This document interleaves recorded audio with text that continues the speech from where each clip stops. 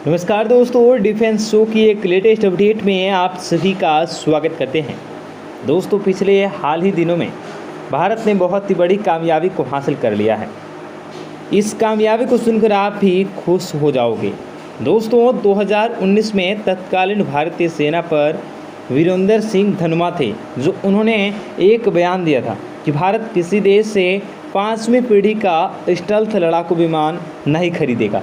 और इसी बात को आज भी आधार बनाकर कहा जाता है कि भारत अमेरिका से F-35 कभी भी नहीं लेगा। लेकिन शायद वो लोग ये बात भूल जाते हैं कि भारत ने यह बात 2 साल पहले सन 2019 में कही थी, जब ना तो चीन के साथ का न कोई झगड़ा हुआ था, ना कोई गलवान घाटी की हिंसा हुई थी, ना ही चीन ने भारतीय सरहद पर J-20 तैनात किए थे, और न ही अपना सबसे खतरनाक S-20 जो मिसाइल है या कहें जो वायुसेना की एक ढाल है, जो शक्ति है, उसको तैनात किया था। आज की तारीख में समीकरण पूरी तरह से बदल चुके हैं और हमारे वायुसेना प्रमुख भी बदल चुके हैं।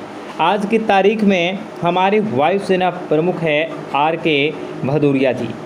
आज राफेल लड़ाकू विमान भारत में है, इसका सबसे बड़ा श्रेय दिया जाता है RS भदौरिया जी को, क्योंकि इन्होंने ही पूरी की पूरी डील को हैंडल किया था और बहुत ही परफेक्ट तरीके से हैंडल किया था।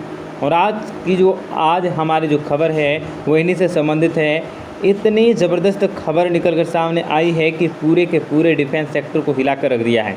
दरअसल खबर कुछ ऐसी है कि RKS भदौरिया जी पिछले 2 दिनों से इजराइल के दौरे पर गए हुए हैं। वहां पर उन्होंने प्रोजेक्ट चीता को लेकर इजराइल से बात की, दूसरे डिफेंस कोऑपरेशन को लेकर बात की, लेकिन कल उन्होंने दौरा किया F-35 लड़ाकू विमान का।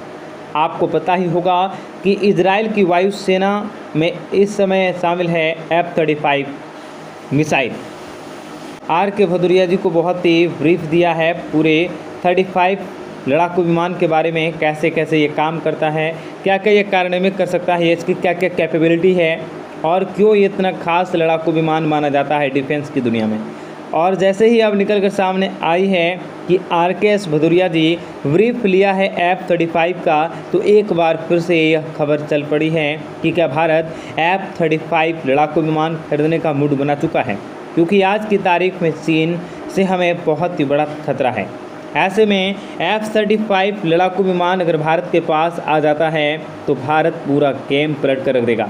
जिन्हें नहीं पता है F-35 के बारे में, तो उन्हें मैं बता दूं कि F-35 एक ऐसा लड़ाकू विमान है जो पाकिस्तान की राजधानी इस्लामाबाद पर बमबारी करके वापस भी आ जाएगा और पाकिस्तानी सिर खुजलाते जाएंगे, क्योंकि यह एक बहुत ही अच्छा स्टंट लड़ाकू विमान है। पाकिस्तान के पास भी कोई ऐसा लड़ाक है ही नहीं जो इसे पकड़ सके। इतना ही नहीं, चीन की बॉर्डर पर भी खुली पड़ी है, वहाँ पर भी बड़ी आसानी से घुसपैठ करके बमबारी कर सकता है। तो इसे आप समझ गए होंगे कि किस कैलिपर का यह लड़ाकू विमान है। भारत F-35 खरीदेगा। इन खबरों को बल इसलिए मिलता है क्योंकि इसे एक दिन पहले RKS भदौरिया जी ने F-35 जो ES है उसकी भी ब्रीफ ली थी। और आपको बता दूं कि अमेरिका पहले ही इंटरेस्ट शो हो चुका है F-15 बेचने को लेकर। तो हो सकता है कि अमेरिका यहाँ पर इजराइल के ज़रिए पुश कर रहा हो F-35 को भी F-15 लड़ाकू विमान को भारत को बेचने के लिए।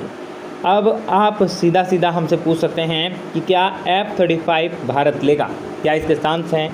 तो देखिए, F-35 के बारे में सिर्फ एक ही नेगेटिव बात हो जाती है, जो ज़्यादातर लोग कहते हैं कि ये बहुत महंगा है। अगर मैं इसका प्राइस का एग्जांपल दूं तो जहां राफेल 80 मिलियन का है, वहीं F-35 हथियारों के साथ 100 मिलियन से स्टार्ट होता है।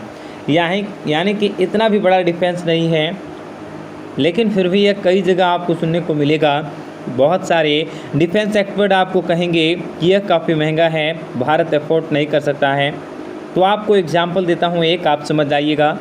अब उसे मात्र 4 महीने पहले सब कह रहे थे कि भारत ड्रोन जो है वो अमेरिका से नहीं खरीदेगा, क्योंकि वह बहुत ही महंगा है।